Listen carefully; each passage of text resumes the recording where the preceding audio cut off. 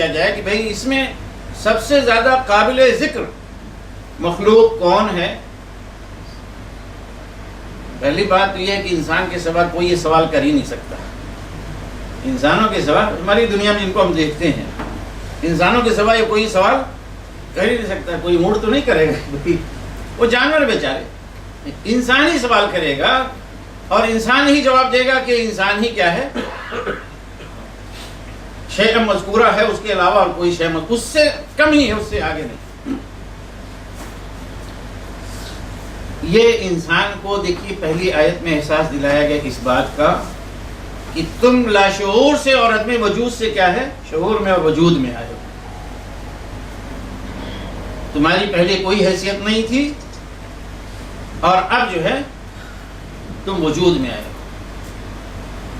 آگے چنانچہ یہ کہا جا رہا ہے کہ اِنَّا خَلَقْنَا الْإِنسَانَ مِن نُطْفَةٍ أَمْشَاجٍ نَبْتَلِيهِ فَجَعَلْنَاهُ سَمِيعًا بَصِيرًا.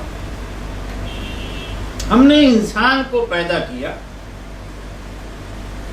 ایک مخلوط نطفے سے اور اسے ہم نے سمیع اور بصیر بنایا، سننے والا اور دیکھنے والا بنایا. یہ سب سے عظیم صفت ہے واقعی کہ انسان کی صفت جو ہے سمیع اور بصیر کی صفت. عام انداز نہیں کہا جائے سننے والا دیکھنے والا تو لوگ سمجھیں گے پتہ نہیں کس. واقعہ یہ ہے کہ سمیع اور بصیر بنایا اللہ سبحانہ وتعالیٰ جب کہتے ہیں تو اس کا مطلب یہ ہے کہ انسان کو باشعور مخلوق ہم نے بنایا. تو پچھلی آیت میں کہہ دیا کہ تھا کہ وہ ایک وقت ایسا گزرا ہے کہ جب کوئی بھی شیء مذکورہ نہیں تھا، قابل ذکر چیز نہیں تھا. وہ اب جو تناسل کا وہ طریقہ ہے یا تناسل کے جو اللہ سبحانہ وتعالیٰ نے جو ذریعہ رکھا ہے اس سے پہلے یعنی پہلا انسان جو بنایا گیا وہ اس طرح سے نہیں بنایا گیا. اللہ سبحانہ وتعالیٰ نے حضرت آدم کو کس سے بنایا؟ مٹی اور مٹی اور پانی سے کہہ لیجیے کیچڑ سے بنایا. یعنی انسان وجود میں آنے سے پہلے مٹی تھا، پانی تھا، کیچڑ تھا، اسی میں کہیں گم تھا. اب آپ کے سامنے تھوڑا سا اندازہ کر لیجیے، سوچ لیجیے، تصور کر لیجیے، کوئی باہر سے لا کے مٹی چاہے تو لا کے رکھ لیجیے کہ بھئی انسان میاں تمہاری حیثیت یہ ہے، حقیقت یہ ہے کہ دیکھو یہ مٹی ہے اور یہ پانی ہے اور اسے پانی میں ملا دیا گیا، کیچڑ اچڑ بنا دیا گیا، تم یہی تھے. انسان اس کے سمجھ بات نہیں آئے گی کہ وہ انسان یہی ہے جو اس وقت ہمارے سامنے بیٹھا ہوا یا ہم بیٹھے ہوئے، ہماری حیثیت ہمارا آغاز یہاں سے ہو رہا ہے. وہ پہلا انسان تھا، پہلے انسان کو اس سے بنایا گیا. اس کے بعد وہ انسان اس کے اندر وہ تمام عناصر پائے جاتے ہیں. یعنی آج اگر ہمارے جسم کا تجزیہ کیا جائے تو پتہ چلے گا کہ مثلا آئرن کتنا ملے گا. نہ معلوم ہو لوگوں کو کتنا، لیکن اتنا تو ہے کہ آئرن ہے. اچھا، اسی طرح سے تانبا ہے، اسی طرح سے دوسری دھاتیں ہیں. اب بہت عرصہ ہو گیا مطالعہ کیے ہوئے، پتہ چلا مجھے یاد نہیں ہے کہ اگر انسان کے جسم سے لوہا نکال لیا جائے تو پتہ نہیں کتنی میخیں جو ہے بن جائیں گی. لیکن اللہ سبحانہ وتعالیٰ نے اس کو اس طرح سے تمام عناصر میں خلط ملط کر کے مکسچر بنا کے رکھا ہے کہ کہیں لوہا ہم کو نظر نہیں آتا، کہیں لوہا ہم کو نظر نہیں آتا. لیکن یہ واقعہ ہے کہ لوہا ہے، پانی ہے، یہ تمام عناصر پائے جاتے ہیں. مٹی ہے، کوئی اس سے انکار نہیں کر سکتا کہ انسان کے جسم میں مٹی نہیں. یہ فیکٹس.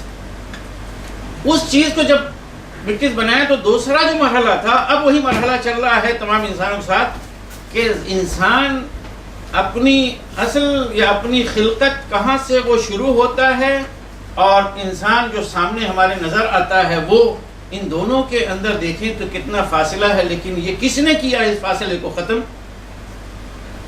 اللہ سبحانہ وتعالیٰ نے. اور صرف یہی نہیں کہ ایک وجود بنا دیا کہ بڑا خوبصورت سے، بلکہ اسے سمیع اور بصیر بنایا. یہ فرمایا کہ اِنَّا خَلَقْنَا الْإِنسَانَ مِن نُطْفَةٍ أَمْشَاجٍ. نطفۃ امشاج کا مطلب ہے، امشاج بولتے ہیں خلط ملط یا ملا ہوا، ملے ہونے کا مطلب یہ ہے، نطفہ کا اس کا مطلب یہ ہے کہ مرد اور عورت دونوں کا نطفہ ہے، تو یہ ہے شکل، اس سے مل کے جو ہے نا انسان کی تخلیق ہوتی ہے۔ دوسرا مفہوم وہی جو ابھی ہم نے کہا کہ ہونے کو نطفہ ہوتا ہے، لیکن اس کے ذریعے سے وہ تمام عناصر حقیقت میں منتقل ہوتے ہیں جن کا ہم نے تذکرہ کیا، اور پھر انسان پرورش پاتا ہے، اس کے اندر وہ ساری چیزیں جو ہے نا آتی ہیں، بڑھتی چلی جاتی ہیں۔ گویا بنیادی طور پر وہ تمام چیزیں اس معمولی سی بوند میں جو ہے موجود ہوتے ہیں، کہ جنہیں مٹی کہہ سکتے ہیں، پانی کہہ سکتے ہیں، تو دھات کہہ سکتے ہیں، لوہا کہہ سکتے ہیں، تانبا کہہ سکتے ہیں، اس بعد ساری چیزیں موجود۔ اللہ سبحانہ و تعالیٰ کہتے ہیں کہ اس میں اہم بات یہ ہے کہ ہم نے انسان کو مخلوط نطفے سے پیدا کیا، نبتلی، اسے ہم جانچتے رہتے ہیں، الٹتے پلٹتے رہتے ہیں۔ بعض لوگوں نے اس کا مفہوم یہ لیا ہے تاکہ ہم اس کی آزمائش کریں، تاکہ ہم اس کا امتحان لیں، لیکن تاکہ امتحان لیں یا امتحان لینے کے لیے ہم نے ایسا کیا ہے، تو اس کے لیے پھر انداز کچھ اور ہونا چاہیے، لے نبتلیہ ہونا چاہیے، نبتلی نہیں۔ اس میں کوئی شبہ نہیں کہ انسان کی تخلیق اس لیے بھی ہوئی ہے، اس مقصد کے لیے ہوئی ہے۔ اگر مقصد کے لیے دیکھا جائے تو یہ بیان ہوا ہے قرآن شریف میں کہ ہم نے انسان کو اس لیے پیدا کیا ہے تاکہ جانچیں کہ تم میں سے کون بہترین عمل کرنے والا ہے، لِنَبْلُوَكُمْ أَيُّكُمْ أَحْسَنُ عَمَلًا، تاکہ ہم تمہیں جانچیں کہ تم میں سے کون بہترین عمل کرنے والا ہے۔ ان امتحان کے لیے انسان کو پیدا کیا، لیکن یہاں پہ وہ مقصد نہیں بیان ہو رہا، بلکہ یہ کہ تخلیق ہم نے تمہاری کی، اور سمیع اور بصیر بنانے تک کیا مرحلہ جو تھا اس میں ہم تمہاری دیکھ بھال کرتے رہے ہیں، تمہیں جانچتے رہے ہیں۔ تو یہاں پہ نبتلی کا مفہوم یوں سمجھ سکتے ہیں، مثال کے طور پر ایک مثال دوں اور شاید ایک دو مثالیں اور سامنے آئیں، بڑی سمپل سی مثال، بہت معمولی چیز، مثلا کوئی خاتون خانہ آپ کے گھر میں جو ہے نا روٹی پکا رہی ہیں توے پہ، تو ایسا تو نہیں ہے کہ روٹی جو ہے بیل کے توے پہ ڈال دیا اور آنکھ بند کر کے جا کے بیٹھ جائیں ورنہ جل جائے گی نا۔ تو روٹی ایک طرف کی پک گئی کہ نہیں، اس کو پلٹنا ہے، پھر پلٹ کے ادھر کرنا ہے، 3 مرتبہ میں جا کے وہ روٹی ہوگی کہ اس کو پھر اتار لیجئے، پکی ہوگی۔ اس مرحلے کو کہا جاتا ہے کیا؟ ابتلا ہے، اس کو الٹنا پلٹنا، جانچ کے دیکھنا کہ روٹی پک کے تیار ہو جائے، جلے بھی نہیں اور کچی بھی نہ رہے، سمجھا؟ تو یہ ہے نبتلی۔ تو اللہ تعالیٰ فرماتے ہیں کہ ہم نے نطفہ امشاج سے تم کو پیدا کیا، تو نطفہ امشاج وہ یعنی اس مرحلے تک انسان بنے، اس دوران ہم اس کو الٹ پلٹ کے کیا ہے دیکھتے رہے، جانچتے رہے ہیں، اس کی دیکھ بھال کرتے رہے، ورنہ یہ نطفہ جو ہے ترقی کر کے بچے کی شکل میں، بچے کی شکل نہیں اختیار کرتا۔ تو یہ جو عمل تھا اللہ سبحانہ وتعالیٰ فرما رہے ہیں، اللہ تعالیٰ کی مہربانی کی، الٹ پلٹ کے دیکھتا رہا، اس کے ذریعے سے پھر اللہ تعالیٰ نے کیا کیا ہے، فَجَعَلْنَاهُ سَمِيعًا بَصِيرًا، ہم نے اسے سمیع اور بصیر بنایا۔ اب آپ اندازہ کیجئے، ایک بالکل بے جان سی چیز، بے شعور سی چیز، اس کو اتنا عظیم جو ہے نا، اتنی عظیم صلاحیتوں سے اللہ تعالیٰ نے نوازا کہ اب وہی ایک بے شعور مادہ سب سے بہترین شعور والا وجود بن گیا۔ تو اور اس طرح سے کہ وہ سمیع اور بصیر بن گیا، اور سمیع اور بصیر ہونا حقیقت میں یہی وہ صلاحیتیں ہیں کہ جن کے ذریعے سے انسان خیر اور شر کے درمیان کیا ہے تمیز کرتا ہے، وہ اچھے اور برے کو جو ہے پہچانتا ہے اور ان کے درمیان تمیز کرتا ہے۔ جب اللہ سبحانہ و تعالیٰ نے سمیع اور بصیر بنا دیا، یا خود انسان اپنے اس سے بھی شر اور یعنی فلسفیانہ انداز میں گفتگو کرنے کے بجائے یوں کہیں کہ انسان پھر دیکھنے لگتا ہے اور سمجھنے لگتا ہے کہ کیا چیز ہے جو اس کے لیے مفید ہے اور کیا چیز ہے جو اس کے لیے نقصان دہ، ٹھیک ہے نا؟ وہ دیکھتا ہے اپنے لیے کہ بھئی یہ کھانے کی چیز ہے، یہ کھانے کی چیز نہیں ہے، یہ یہاں پہ پھر کھانوں میں بھی وہ تمیز کرتا ہے، کہیں بوفے لگا ہوا ہے، کہیں معمولی سی دال روٹی ہے، ٹھیک ہے نا؟ تو اپنے لیے وہ بہترین کا انتخاب ہمیشہ کیا ہے کرتا ہے۔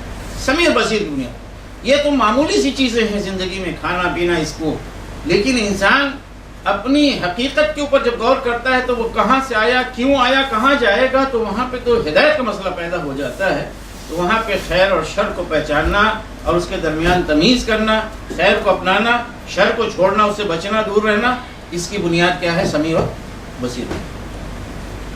گویا اللہ سبحانہ وتعالیٰ یہاں پہ دیکھیے درجہ بدرجہ ہمیں یہ مخاطبین کو لے کے آگے بڑھ رہے ہیں کی راہ سمجھائی اور بتائی ہے، اس خیر کی راہ کو وہ اپنائے.